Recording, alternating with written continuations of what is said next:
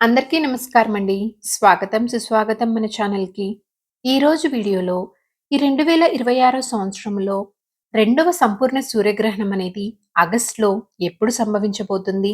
ఈ గ్రహణం యొక్క పట్టు, విడుపు సమయాలు ఏమిటి? ఈ గ్రహణ ప్రభావం అనేది మన భారతదేశంలో కనిపిస్తుందా? ఏ ఏ దేశాల్లో ఈ గ్రహణం కనిపిస్తుంది? గర్భిణీ స్త్రీలు గ్రహణ నియమాలు పాటించాలా? ఏ రాశిలో ఈ గ్రహణం అనేది సంభవిస్తుంది? ఇలా మొదలగు అంశాల గురించి క్షుణ్ణంగా ఇప్పుడు ఈ వీడియో ద్వారా తెలుసుకుందాము. వీడియోని స్కిప్ చేయకుండా చూడడానికి ప్రయత్నం చేయండి. అప్పుడే మీకు పూర్తి సమాచారం అనేది క్లియర్‌గా తెలుస్తుంది.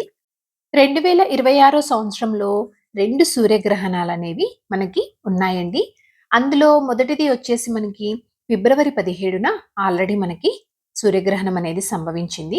ఇప్పుడు ఈ సంవత్సరంలో రెండవ సూర్యగ్రహణం అనేది ఎప్పుడు సంభవిస్తుంది అంటే ఆగస్టు 12వ తేదీన సంభవిస్తుంది. ఇది కంకణాకార సూర్యగ్రహణంగా సంభవిస్తుందండి. దీనిని రింగ్ ఆఫ్ ఫైర్ అని కూడా పిలుస్తారు.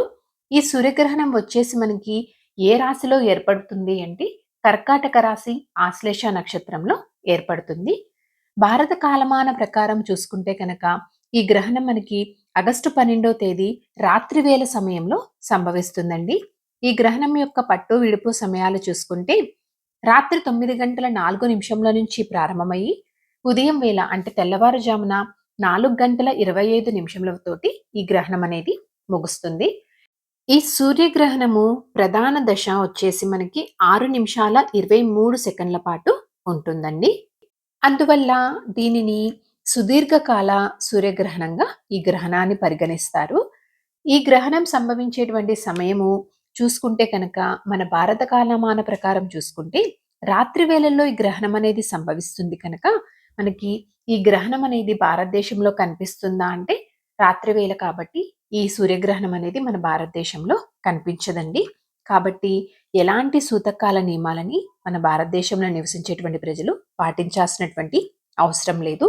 యథావిధిగా ఆ రోజున చేసుకునేటువంటి పూజలు కానీ అంటే మనకి ఆగస్టు 12వ తేదీ అమావాస్య కనుక ఆ రోజున చేసుకునేటువంటి స్నానాలు కానీ, దానాలు కానీ, పూజలు కానీ, నైవేద్యాలు కానీ ఏవైనా కానీ మనం నిరభ్యంతరంగా అన్ని కార్యకలాపాలని చక్కగా నిర్వహించుకోవచ్చు.